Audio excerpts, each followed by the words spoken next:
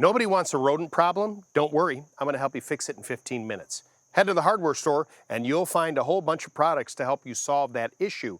And not every product is the right solution for you. So I have a bunch of them here and you decide which one works best. Now, in my opinion, to control a rodent problem, it's sort of a combination of a bunch of different things. Baiting is important. This is a bait trap that you would use outdoors. You want to bait on the outside because you always want to bring the rodents outside of the home. But this you have to worry about it if you have pets in your home, a cat or a dog, because they could get at this bait as well. This particular bait station is covered up, and you can see that it just has a small hole here to allow the rodent to go in there and to actually eat the bait and then come out. So this is a really good solution when it comes to using it in and around a home where you have pets. So again, remember I mentioned that you want to use this outside, so you can place this out in the corners.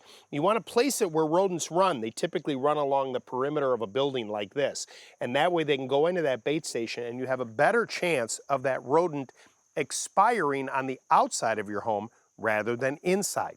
Now there's a whole myriad of different kinds of traps out there. There's traditional traps. These are these spin traps for mice and rodents. And what I like about these is if you're going to go ahead and try and kill those rodents, you bait it on the back here with a little bit of peanut butter or chocolate, whatever you want to put in there, and you place that bait right in there and you pull this back. The rodent enters right through here. And if the rodent goes inside there, it quickly kills the rodent. And this is another one where you want to place in areas in the corners where rodents run.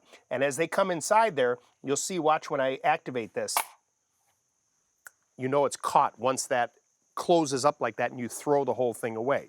Okay, now the other thing you can do is repellents. And this is something that if you don't want to kill them, you don't want to bait them, you can use a combination of a bunch of different repellents. This is called a sonic spike. This particular one is solar powered. They also make battery operated ones. The whole idea behind this is it helps for moles, voles, and even chipmunks. You're going to take this spike in an area where you have an issue with them and you're going to drive this into the ground. And when you put this all the way inside the ground, what it's going to do is the sun is going to collect on that solar panel. Every 30 seconds to 60 seconds, it's going to send out a little chirp. You're not going to hear it above the ground, but the rodents are going to hear it as they're moving around, and it sounds like a rodent in distress. As I mentioned, it has about a 30-foot area, and it does help control the problem. And finally, these are the Satchet. This particular one is called Fresh Cab, and if you smell it, it sort of smells like Christmas, but rodents don't like that smell. You can use this indoors.